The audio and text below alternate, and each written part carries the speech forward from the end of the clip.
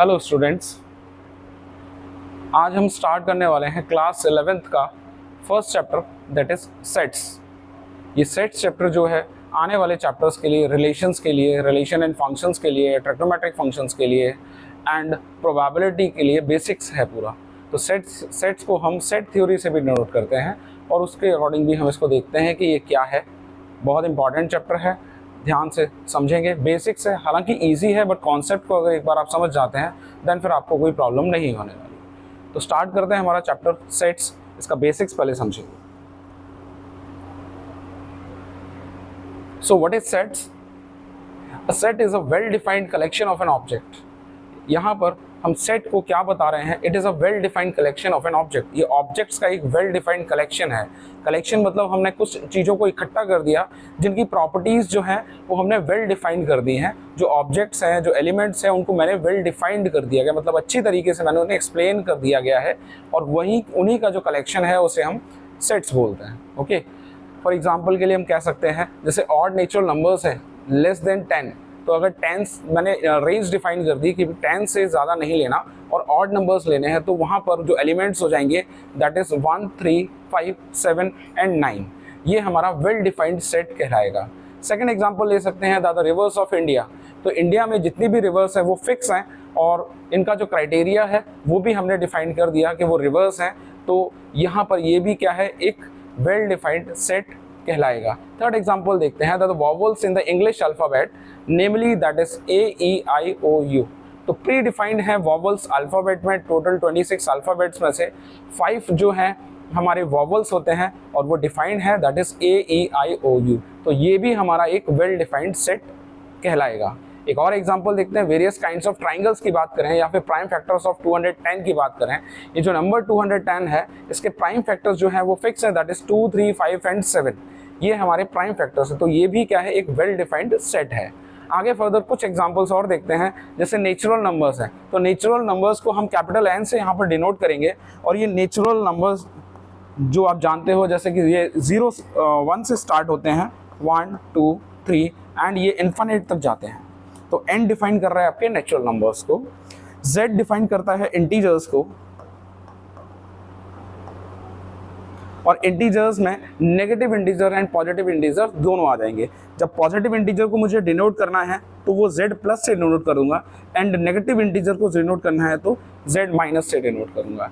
Next जो set बताया है that is q, and q जो रिप्रेजेंट करता है वो रेशनल नंबर्स को रिप्रेजेंट करता है। Rational numbers, and rational numbers की जो फॉर्म होती है वो होती है P/Q, एंड यहाँ पर Q का वैल्यू 0 नहीं होना चाहिए। Q का वैल्यू 0 यहाँ पर नहीं होना चाहिए। R जो सेट डिनोट करता है वो रियल नंबर्स को डिनोट करता है, मतलब जितने भी रियल नंबर्स हैं वो यहाँ पर क्या डिनोट कर रहे हैं, रियल नंबर्स। तो ये है हमारी डेफिनेशन सेट्स की। और सेट क्या है, दोबारा से रिपीट कर लेते हैं, well defined collection of an object. जब किसी ऑब्जेक्ट्स के कलेक्शन को मैं वेल डिफाइन कर देता हूँ तो वो हमारा सेट कहलाता है। आगे बढ़ते हैं और इसके रिप्रेजेंटेशन की हम बात करते हैं कि कैसे मैं सेट को रिप्रेजेंट करूँगा। तो सेट को रिप्रेजेंट करने का तरीका जो होता है, हम सिंपली इनको कैपिटल अल्फ़ाबेट से डिनोट करते हैं। कैपिटल A ले सकते हैं और उसके एलिमेंट को हम कर्ली ब्रेसेस में डिनोट करके यहाँ पर हम एलिमेंट्स को लिख सकते हैं। इस तरीके से हम सेट को डिफाइन करते हैं और डिफाइन करने के बाद इनका रिप्रेजेंटेशन जो है वो 2 फॉर्म्स में होता है, that is roster form and set builder form. Roster form की अगर हम बात करें तो इसे हम टेबुलर फॉर्म भी बोलते हैं और इसे हम एक्सपेंडेड फॉर्म भी बोलते हैं, कि जितने भी सेट के एलिमेंट्स हैं अगर उनको डिफाइन करके अगर मैं लिख देता हूँ तो वो सारे सेट्स का जो कलेक्शन है उसे हम रोस्टर फॉर्म बोलेंगे। एग्जाम्पल से समझते हैं इसको, the set of all the natural numbers which divide 42। तो 42 जो नंबर है उसको डिवाइड करने वाले सारे नेचुरल नंबर क्या क्या हो सकते हैं, तो वो नंबर हैं आपके 1, 2, 3, 6, 7, 14, 21 and 42। So these all are the natural number which will divide the number 42। एक और एग्जांपल देखते हैं, the set of all the vowels in the English alphabet. तो हम जानते हैं कि जो वॉवल्स हैं वो डिफाइंड है और प्री डिफाइंड है, ऑलरेडी हम उन्हें डिफाइन कर चुके थे अभी पिछले वाले एग्जांपल में, और वो हो जाएंगे आपके A, E, I, O and U। So this form is called as roster form. एक और एग्जांपल देखते हैं, that a set of odd natural numbers. जब यहाँ पे ऑड नेचुरल नंबर्स की बात करी गई है और मैंने रेंज यहाँ पे डिफाइन नहीं करी है, तो इसका मतलब मैं यहाँ पे जो ऑड नंबर्स होंगे उनको स्टार्टिंग से लिखना स्टार्ट करूँगा और डिनोट इसको करेंगे कर्ली ब्रेसेस में, that the first odd number is 1, second odd number is 3, next is 5, then 7, then 9 and further इसको डैश डैश डैश से डिनोट करेंगे। ये डैश डैश डैश जो रिप्रेजेंट कर रहा है दैट वैल्यू जो हमारी इन्फिनाइट तक जा रही है, तो इस कह सकते हैं कि ये जो हमारा सेट है वो इन्फिनाइट सेट होगा। आगे बढ़ते हैं और इसको थोड़ा सा समझते हैं। नेक्स्ट जो है that is set builder form है। रोस्टर फॉर्म हम समझ चुके हैं जो कि एक्सपैंडेड फॉर्म है, ये उसका जस्ट अपोजिट फॉर्म है जिसको हम बोलते हैं set builder form. Set builder form में क्या करते हैं, जो हमें रोस्टर फॉर्म में एलिमेंट्स खोल के दे दिए गए थे दैट इज एक्सपैंडेड फॉर्म में लिखे हैं, उसको हमें यहाँ पर उसका ऑपोजिट करना है, दैट इज कंबाइंड फॉर्म में, इसे मुझे कंप्रेस्ड फॉर्म में लिखना होगा। जैसे अभी मैंने वॉवल्स को डिफाइन करा था दैट इज रोस्टर फॉर्म में ए ई आई ओ यू, देन यहाँ पर उसको कंप्रेस्ड फॉर्म में मैं एक्स से जनरेट करूँगा and x such that x is a vowel in the English alphabet, so it is in the set builder form. एक और एग्जांपल देखते हैं, जैसे नेचुरल नंबर है तो x such that x is a natural number and x का value जो है वो ग्रेटर देन 3 होना चाहिए and it should be less than 10। तो x वैल्यू अगर ग्रेटर देन 3 है तो नेक्स्ट नंबर हो जाएगा आपका 4, फिर हो जाएगा आपका 5, 6, 7, 8 एंड 9। ये सारे एलिमेंट्स जो हैं वो रोस्टर फॉर्म में रिप्रेजेंट कर दिया और ये जो फॉर्म है इस फॉर्म को हम बोलते हैं सेट बिल्डर फॉर्म। क्लियर है? तो ये दोनों फॉर्म हमने समझ ली। सबसे पहली फॉर्म थी हमारी roster form and the second form जो है उसको हम सेट बिल्डर फॉर्म बोलते हैं। ये दोनों का रिप्रेजेंटेशन हमने समझ लिया, सेट्स को हमें कैसे रिप्रेजेंट करना है। ठीक है, नेक्स्ट आता है आपका टाइप ऑफ सेट्स में सबसे पहला सेट आता है एम्प्टी सेट। तो नाम से पता लग रहा है यहाँ पे कि जो सेट है वो एम्प्टी है, मतलब खाली है। और अगर डेफिनेशन देखी जाए तो a set which does not contain any element is called the empty set और द नल सेट और द वॉइड सेट। तो एक ऐसा सेट जिसमें कोई भी एलिमेंट नहीं है उसे हम नल सेट बोलेंगे, या फिर उसे एम्प्टी सेट भी बोलते हैं, या फिर वॉइड सेट से भी डिनोट करते हैं। तो एम्प्टी सेट जो है उसको डिनोट करा जाता है दो साइन से, या तो इसे हम फाई से डिनोट करते हैं या फिर सिंपल कर्ली ब्रेसेस से डिनोट करते हैं जिसमें कोई भी एलिमेंट नहीं है। क्लियर? कुछ एग्जांपल्स देखते हैं, एम्प्टी सेट से ज़्यादा क्लियर हो जाएगा। जैसे फर्स्ट एग्जांपल है आपका, let the set A in which x such that x का जो वैल्यू है it should be greater then 1 and should be less than 2, और x यहाँ पर होना चाहिए नेचुरल नंबर। अब नेचुरल नंबर की बात कर रहे हैं और यहाँ पे हमने बता दिया कि x का वैल्यू जो 1 से बड़ा होना चाहिए एंड 2 से छोटा। तो 1 और 2 के बीच में कोई भी नेचुरल नंबर नहीं आता है। इसका मतलब ये जो सेट है वो एम्प्टी सेट कहलाएगा क्योंकि इसमें कोई भी एलिमेंट नहीं है। ये नल सेट है या फिर इसे हम वॉइड सेट से भी बोलना करेंगे। नेक्स्ट एग्जांपल जो है that is a set B in which x such that x square minus 2 equal to 0 and x is a rational number. तो अगर यहाँ से x का वैल्यू मैं फाइंड करता हूँ so which is plus minus root 2 and it is not a rational number, it is a irrational number. Clear? आगे हम नेक्स्ट एग्जांपल की तरफ देखते हैं। एक और एग्जांपल से समझते हैं दैट एक सेट C डिफाइन किया गया हुआ है जिसको हम देखते हैं क्या है, that is x such that x is a even prime number greater than 2। तो प्राइम नंबर्स की बात करें तो प्राइम नंबर्स हमारे वो नंबर्स होते हैं जो खुद से डिवाइड होते हैं और 1 से डिवाइड होते हैं, मतलब इसके सिर्फ 2 ही फैक्टर्स होंगे। और यहाँ पर बोला गया है कि वो इवन प्राइम नंबर है, ग्रेटर देन 2 होना चाहिए। तो प्राइम नंबर में इवन प्राइम नंबर सिर्फ एक ही इवन प्राइम नंबर होता है जिसे हम बोलते हैं 2, बाकी सारे के सारे प्राइम नंबर्स जो होते हैं वो ऑड होते हैं। क्लियर? तो यहाँ पर भी मेरे को कोई भी सेट का एलिमेंट नहीं मिलने वाला है, इसीलिए इस सेट को हम एम्प्टी सेट बोलते हैं। क्लियर? आगे बढ़ते हैं, आगे देखते हैं। नेक्स्ट जो टॉपिक है that is finite set and infinite set. तो नाम से पता लग रहा है हमें यहाँ पे कि फाइनाइट सेट और इनफाइनाइट सेट का मतलब क्या होगा। फाइनाइट सेट वो सेट होंगे जिसमें वैल्यूज़ या फिर एलिमेंट्स जो हैं वो फिक्स होंगे। आपको पता होगा कि उस सेट में कितने एलिमेंट प्रेजेंट है या मैं उन्हें काउंट कर सकता हूँ, इसीलिए उसको फाइनाइट सेट बोलेंगे। एंड इनफाइनाइट सेट क्या होगा कि वो सेट्स जिसमें जो नंबर ऑफ एलिमेंट्स है डिफाइंड नहीं है, नंबर ऑफ एलिमेंट्स जो है वो बहुत ज़्यादा हैं, उन्हें हम काउंट नहीं कर सकते, इसीलिए उन सेट्स को हम इनफाइनाइट सेट्स बोलेंगे। सबसे पहले एग्जांपल के थ्रू हम समझते हैं, let W be the set of the days of the week and W is a finite. तो मैं यहाँ पे अगर बोलूँ कि जो एक सेट है वो डिफाइन किया गया है W से, और W सेट जो है उसके अंदर जो एलिमेंट्स हैं वो हमारे डेज ऑफ द वीक हैं, that is Monday, Tuesday, Wednesday, Thursday, Friday, Saturday and last one is Sunday. तो हमें पता है वीक्स में जो होते हैं वो 7 डेज होते हैं, और 7 डेज हैं मतलब मैंने काउंट कर पाया, तो इस सेट को हम क्या बोलेंगे, इस सेट को हम फाइनाइट सेट बोलेंगे। क्लियर। सेकेंड एग्जाम्पल देखते हैं, let S be the set of solutions of the equation x square minus 16 equal to 0। So यहाँ पर भी s हमारा फाइनाइट होगा, बट क्यों होगा, क्योंकि यहाँ से अगर मैं x का वैल्यू फाइंड करता हूँ तो ये हो जाएगा मेरा x स्क्वायर माइनस 16 है, इसको मैं कर सकता हूँ that is x plus 4 into x minus 4, और यहाँ से जो x का वैल्यू निकल कर आएगा दैट इज प्लस माइनस 4। दो वैल्यू निकल के आ रही है, एक प्लस है कि 4, एक दूसरी है माइनस 4। तो यहाँ पर भी मेरे एलिमेंट्स डिफाइंड हैं, लिमिटेड हैं, मैं काउंट कर सकता हूँ, तो ये सेट भी मेरा फाइनाइट सेट होगा। क्लियर। नेक्स्ट एग्जांपल एक और देख लेते हैं, let G be the set of points on a line and then G is a infinite. तो यहाँ पर हम G सेट को डिनोट कर रहे हैं, और ये सेट के एलिमेंट्स जो हैं वो पॉइंट्स को डिफाइन कर रहे हैं जो कि एक लाइन पर हैं। तो हम जानते हैं लाइन क्या होता है, एक इनफाइनाइट लेंथ की एक लाइन होती है, जहाँ पर जो पॉइंट्स की बात करें तो पॉइंट्स जो होते हैं वो इनफाइनाइट पॉइंट्स होते हैं। तो जब इनफाइनाइट पॉइंट्स हैं तो इसके सारे एलिमेंट्स भी जो हो जाएंगे वो इनफाइनाइट हो जाएंगे, और इन्हें हम काउंट नहीं कर सकते, इसीलिए ये सेट जो हमारा इनफाइनाइट सेट कहलाएगा। क्लियर। आगे बढ़ते हैं, एक नोट समझ लेते हैं कि जितने भी इनफाइनाइट सेट्स हैं इनको हम रोस्टर फॉर्म में नहीं लिख सकते। It all infinite sets can not be described in the roster form. Okay, next topic है उसकी तरफ बढ़ते हैं हम। नेक्स्ट है हमारा इक्वल सेट्स। अब इक्वल सेट्स की अगर हम बात करें तो इक्वल सेट्स जैसे नाम से पता लग रहा है, यहाँ पे मुझे दो सेट्स को लेना होगा, that set A and set B.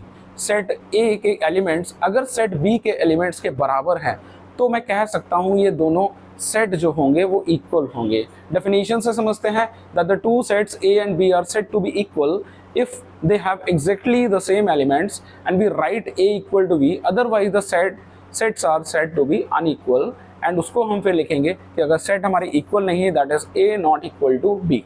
Clear. Example से समझते हैं, एग्जाम्पल से हम ज़्यादा आसानी से समझ पाएंगे।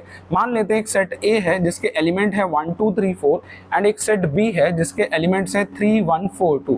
तो अगर इनके एलिमेंट्स को देखें तो A के एलिमेंट सारे के सारे B के एलिमेंट के बराबर है, दोनों में एलिमेंट सेम भी हैं, तो मैं कह सकता हूँ कि सेट A जो है वो सेट B के बराबर है, और इन सेट्स को हम फिर इक्वल सेट्स बोलेंगे।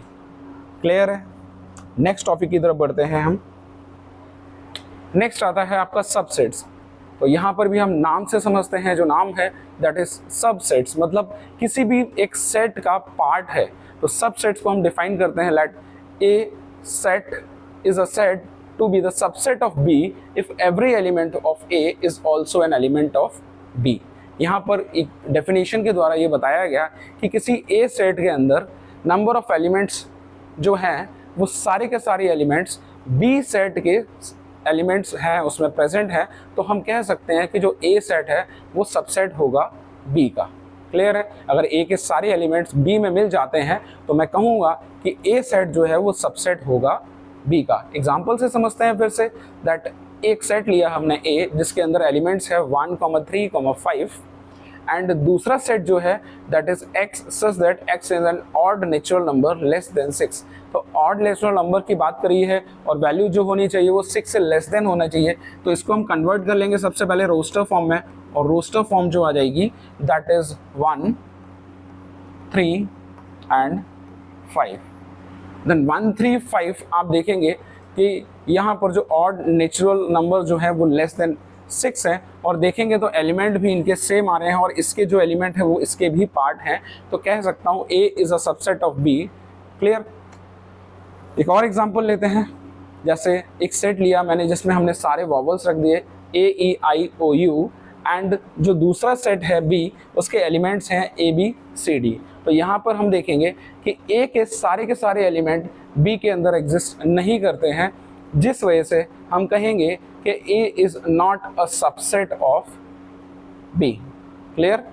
And B is not a subset of A। अगर B को भी मैं उसमें देखूँ तो B के सारे एलिमेंट A में नहीं हैं, तो B भी सबसेट नहीं होगा A का। क्लियर है? सबसेट समझ में आया? फिर से रिपीट कर देता हूँ, सबसेट वो सेट्स होते हैं जो कि एक सेट के एलिमेंट्स अगर किसी दूसरे सेट के एलिमेंट्स के अंदर एग्जिस्ट कर रहे हैं तो वो सबसेट होगा दूसरे वाले एलिमेंट का। जैसे हम बात कर रहे थे सेट A और B की हमने बात करी, तो A के सारे एलिमेंट्स अगर B के अंदर प्रेजेंट हैं तो मैं कह सकता हूँ कि A is a subset of B। Clear है? यहाँ तक आगे बढ़ते हैं।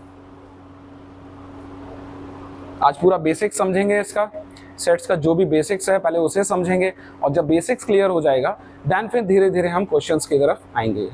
तो आगे बढ़ते हैं। नेक्स्ट टॉपिक है जो हमारा वो है that are intervals as a subset of R। तो यहाँ पे हम इंटरवल्स को समझेंगे। आपने पहले भी देखा होगा और आगे भी आने वाले हैं that intervals is a range, is a defined range, जिसके बीच में हम देखेंगे ये ओपन इंटरवल्स होते हैं या क्लोज इंटरवल्स होते हैं। Clear? So let A and B belongs is a subset of R and A should be less than B than the set of all real numbers Y such that Y का जो value है it should be greater than A and less than B, then इसको हम बोलेंगे open interval and it is denoted by normal brackets A, B। तो जब ये normal brackets दिख रहे हैं इसका मतलब ये वैल्यू जो है वो A और B को अप्रोच तो कर रही है बट वहाँ तक पहुँच नहीं रही है, उससे थोड़ा कम है। क्लियर? तो जब भी सिंगल साइन आपको अगर दिखता है लेस देन का या ग्रेटर देन का तो हम समझ जाएंगे कि यहाँ पे A का वैल्यू जो है वो ओपन इंटरवल में है और B का वैल्यू भी ओपन इंटरवल से हम डिनोट करेंगे। Clear? All the points between A and B belongs to the open interval A, B, but A and B themselves do not belong to this interval। तो वही मैंने बताया कि A और B की सारी वैल्यूज इसमें आएंगी बट A और B इसमें इंक्लूड नहीं होगा। क्लियर? ऐसे ही हम क्लोज इंटरवल को भी समझते हैं। तो क्लोज इंटरवल को हम स्क्वायर ब्रैकेट से डिनोट करते हैं, तो सेम वही चीज़ें हम समझेंगे। The interval which contains the end point also is called the close interval. तो हमने यहाँ पर ओपन इंटरवल में देखा कि A और B के सारी के सारे एलिमेंट्स या सारी के सारी वैल्यू हम उसमें इंक्लूड कर रहे थे बट उसमें हमने A और B को इंक्लूड नहीं करा। अगर मैं A और B को भी इंक्लूड कर लेता हूँ तो ये हमारा इंटरवल कहलाएगा क्लोज्ड इंटरवल। क्लियर? और इसको हम डिनोट करते हैं इस फॉर्म से। क्लियर है?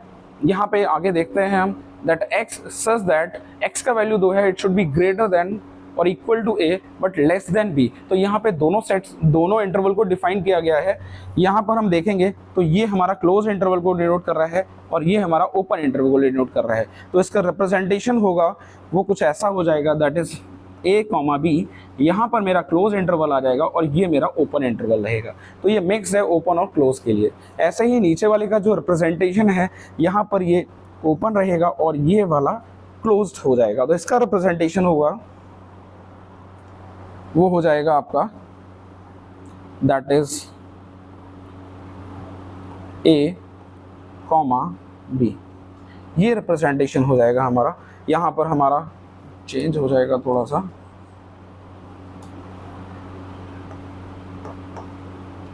ये मेरा ओपन इंटरवल रहेगा और ये मेरा क्लोज इंटरवल रहेगा। क्लियर है? यहाँ तक समझ आया आपको? इंटरवल्स के बारे में समझ आया आपको? अगर मैं नंबर लाइन पर शो करता हूँ open interval and close intervals को, वो कैसे डिनोट करेंगे?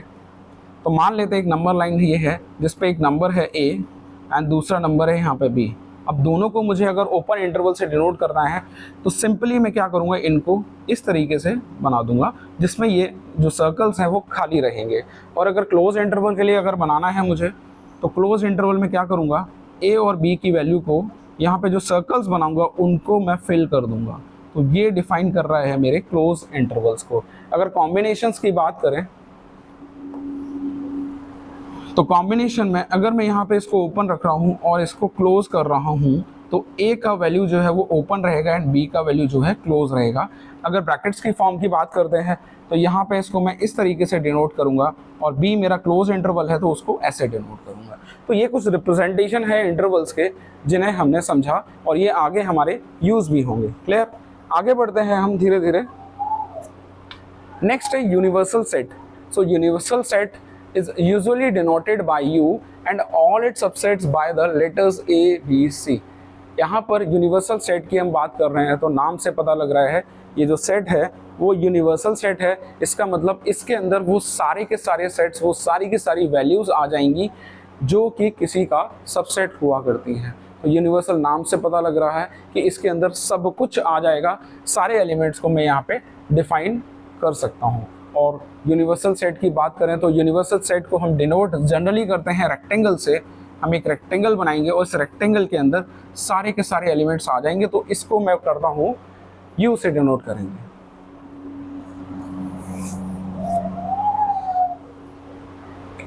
फिर आते हैं हम वेन डायग्राम्स की तरफ। इंपॉर्टेंट पार्ट है, बहुत इंपॉर्टेंट पार्ट है Venn diagrams. The element of the sets are written in their respective circles. तो यहाँ पर जो है वेन डायग्राम्स के थ्रू एक बार समझेंगे कि वेन डायग्राम्स होते क्या हैं। कंपटीशन एग्जाम्स के लिए बहुत इंपॉर्टेंट है, और अगर मुझे सेट्स को और ज़्यादा बेटर तरीके से समझना है तो मुझे वेन डायग्राम को समझना होगा। क्लियर है? तो यहाँ पे डायग्राम से समझते हैं कि यहाँ पे एक यूनिवर्सल सेट है जो यू को डिनोट कर रहा है। फिर हमने यहाँ पे दो सेट लिए हैं, एक सेट ए है एंड दूसरा सेट हमारा बी है। तो अगर मैं एलिमेंट्स लिखना चाहूँ तो यूनिवर्सल सेट के अंदर एलिमेंट्स जो आएंगे वो इसमें वो सारे एलिमेंट्स आ जाएंगे, जैसे 1 2, नेक्स्ट एलिमेंट कौन सा हो जाएगा इसमें 3, 4 भी है इसमें, देन हो जाएगा हमारा 5 6 7 8 9 एंड 10। तो ये सारे एलिमेंट्स जो हैं वो यूनिवर्सल सेट के अंदर आ रहे हैं, और यूनिवर्सल सेट को हम डिनोट करते हैं इसको रेक्टेंगल से। फिर हम यहाँ कुछ सबसेट्स की बात करते हैं, जैसे सेट ए है तो सेट ए के अंदर जो जो एलिमेंट्स होंगे वो इसमें हम लिख देंगे। जैसे बाहर वाला जो सर्कल है वो हमारा सेट ए को डिनोट करता है, तो इसके अंदर जो नंबर है दैट इज़ 2 4 6 8 एंड 10। ये सारे एलिमेंट्स हमारे सेट ए के अंदर आ जाएंगे। देन फर्दर मैं बी सेट को अगर डिनोट करता हूँ तो बी सेट के अंदर जो एलिमेंट होंगे वो अंदर वाले सर्कल की बात कर रहे हैं, और इसमें जो पॉइंट्स हैं वो हैं 4,6। तो ये एलिमेंट होंगे सिर्फ सेट बी के, और इनको कंबाइंडली अगर मुझे दिखाना है तो वेन डायग्राम में इस तरीके से मैं रिप्रेजेंट कर सकता हूँ।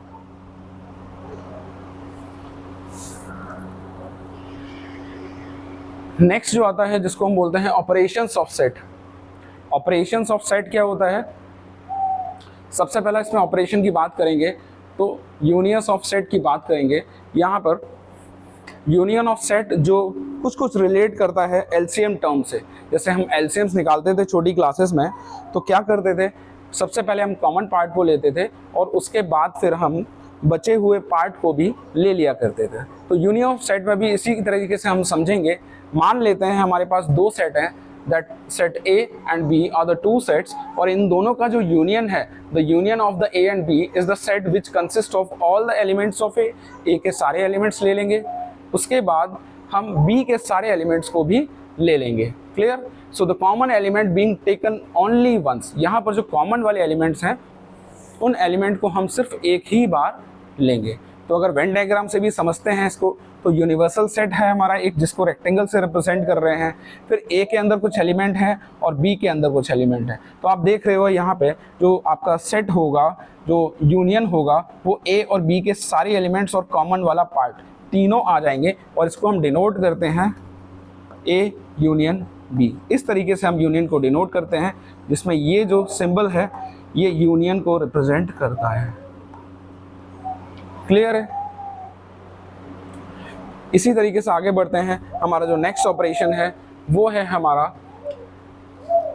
उस ऑपरेशन से पहले कुछ यूनियन की प्रॉपर्टीज भी देख लेते हैं। ये प्रॉपर्टीज भी इंपॉर्टेंट है। जैसे फर्स्ट प्रॉपर्टी आपकी जो है वो है कॉम्यूटेटिव लॉ की। तो A union B is equal to B union A, मतलब ए और बी का जो कॉमन पार्ट और बचा हुआ पार्ट अगर लूँ, या फिर बी और ए के साथ यूनियन, उसका यूनियन लेता हूँ, तो दोनों के एलिमेंट सेम होंगे, क्योंकि हम कर क्या रहे हैं, ए के सारे एलिमेंट्स और बी के सारे एलिमेंट्स को ले लेते हैं और कॉमन पार्ट सिर्फ एक बार ले रहे हैं। तो कॉम्यूटेटिव लॉ यहाँ पे फॉलो करेगा, ओबे करेगा। यहाँ पे सेकेंड लॉ की बात करें तो यहाँ पे ये है एसोसिएटिव लॉ।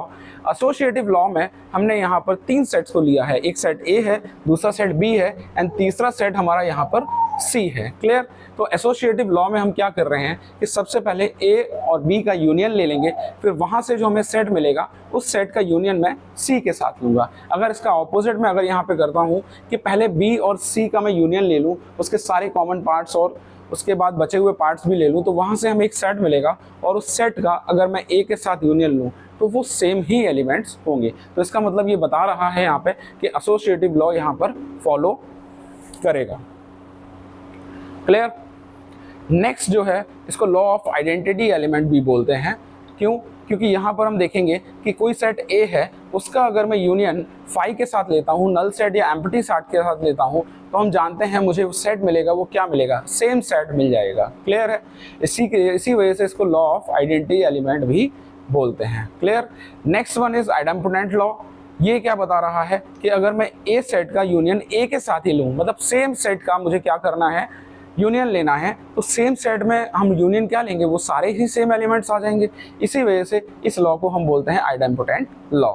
लास्ट वाला लॉ उसको हम बोलते हैं लॉ ऑफ यू, एंड यहाँ पर जो फर्स्ट सेट है वो डिनोट कर रहा है यूनिवर्सल लॉ को, और यूनिवर्सल लॉ के साथ अगर मैं यूनियन किसी भी सेट का लेता हूँ तो हम जानते हैं यूनिवर्सल लॉ है, उसके अंदर सारे के सारे एलिमेंट्स आ जाते हैं, सारी चीज़ें आ जाएंगी, तो ए भी उसके अंदर होगा। इसीलिए जो हमारा कॉमन पार्ट और बचा हुआ पार्ट है वो यू को ही रिप्रेजेंट करेगा, और यू यहाँ पे क्या डिफाइन कर रहा है, यूनिवर्सल सेट को डिफाइन कर रहा है। क्लियर है? ये प्रॉपर्टीज क्लियर हैं आपको? नेक्स्ट टॉपिक की तरफ चलते हैं हमारा, तो वो है operation, that is intersection of the sets. तो अभी हमने पढ़ा था यूनियन का, कि जिसमें हमने क्या किया था, कॉमन पार्ट लिया था, और कॉमन पार्ट के बाद जितने भी एलिमेंट्स थे उनको भी हमने यहाँ पर ले लिया था। बट यहाँ पर हमें क्या करना है, सिर्फ कॉमन पार्ट को लेना है।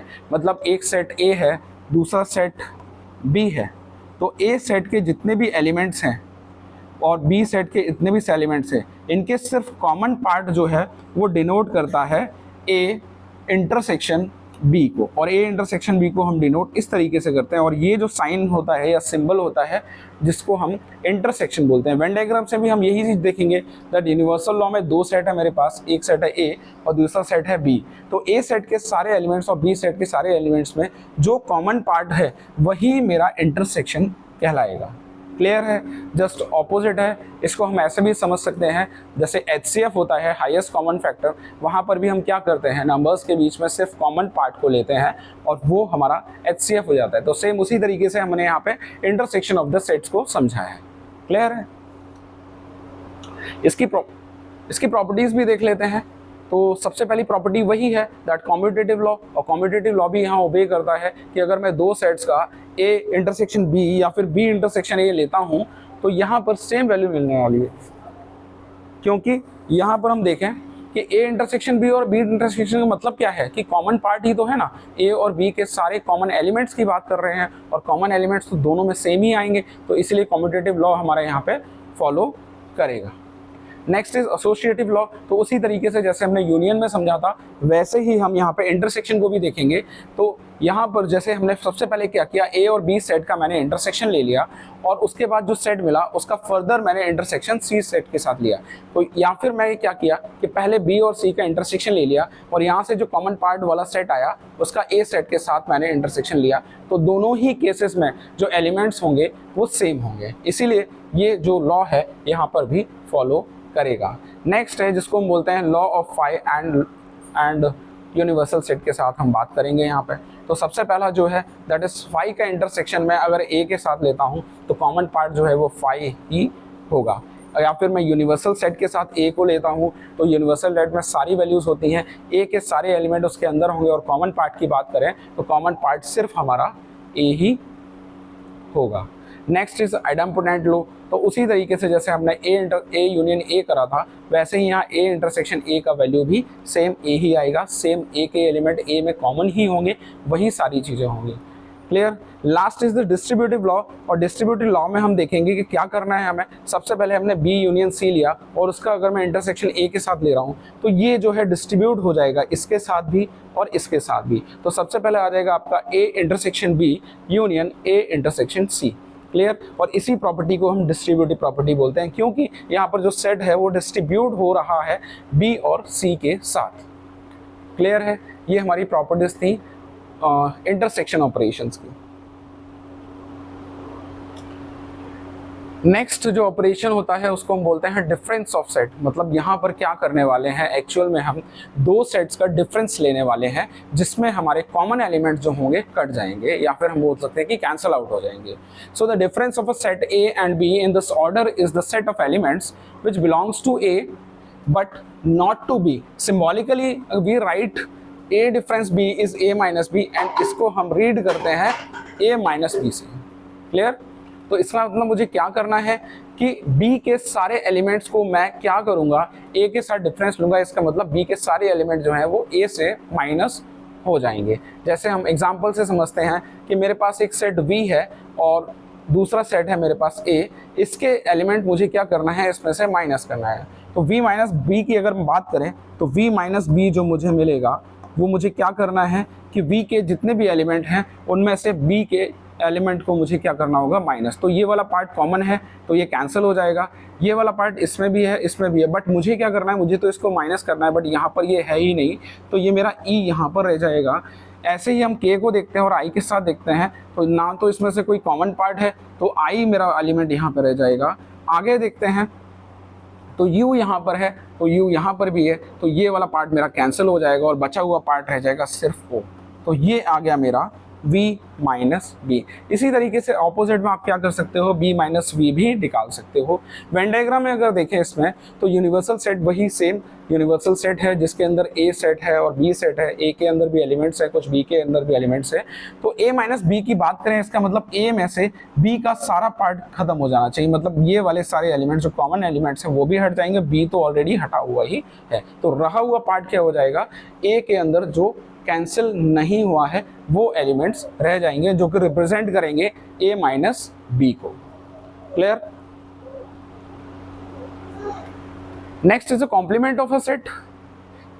कॉम्प्लीमेंट ऑफ सेट की अगर हम बात करें यहाँ पे तो कॉम्प्लीमेंट मतलब हम कह सकते हैं कि ऑपोजिट, या फिर मैं कह सकता हूँ कि बची हुई चीज़ की बात करेंगे। जैसे यूनिवर्सल लेट सेट में सारे एलिमेंट्स होते हैं और उसमें से किसी भी सब सेट का अगर मैं कॉम्प्लीमेंट लेता हूँ तो यूनिवर्सल में से वो सारे एलिमेंट को छोड़ के बाकी एलिमेंट्स जो हो जाएंगे उसका कॉम्प्लीमेंट कहलाएगा। जैसे हम मान लेते हैं u be the universal set and a is a subset of u, then the complement of a A is the set of all the element of U which are not than the element of A। Example से समझते हैं इसको।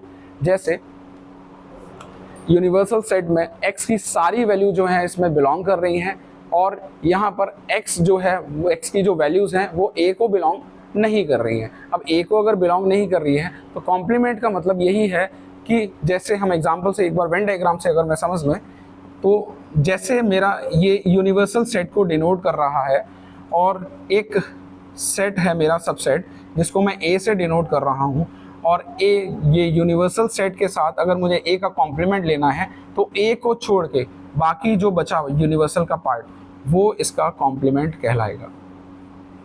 सो ये हमारा complement of A कहलाएगा, मतलब A के element को छोड़ के यूनिवर्सल के बाकी सारे एलिमेंट जो हो जाएंगे वो कॉम्प्लीमेंट कहलाएंगे।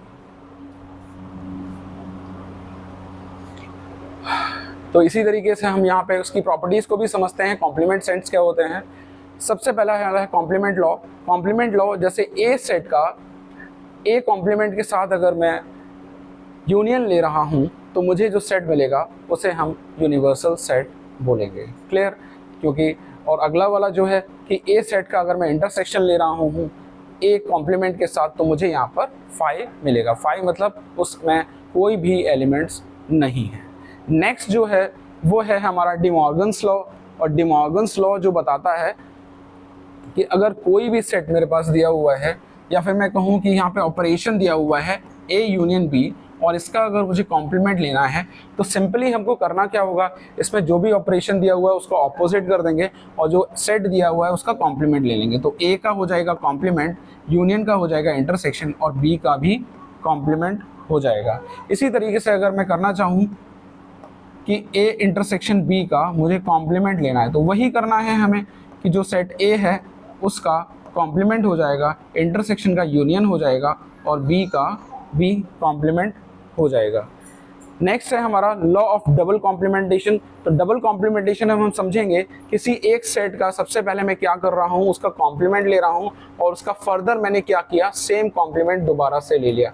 मतलब अगर मैं ए सेट को यूनिवर्सल सेट में से माइनस करूँगा या फिर मैं कहूँ कि वहाँ से कॉम्प्लीमेंट उसका लेता हूँ तो ए के अलावा सारे एलिमेंट यू के मुझे मिल जाएंगे और वही एलिमेंट में से फिर से क्या करूँगा, उसका कॉम्प्लीमेंट लूँगा तो दोबारा से मुझे सेम सेट मिल जाएगा। क्लियर? इसीलिए ए कॉम्प्लीमेंट का जो कॉम्प्लीमेंट है जिसको हम डबल कॉम्प्लीमेंट से कहते हैं वो हमारा सेट ए ही मिल जाएगा जिससे हमने शुरुआत करी थी।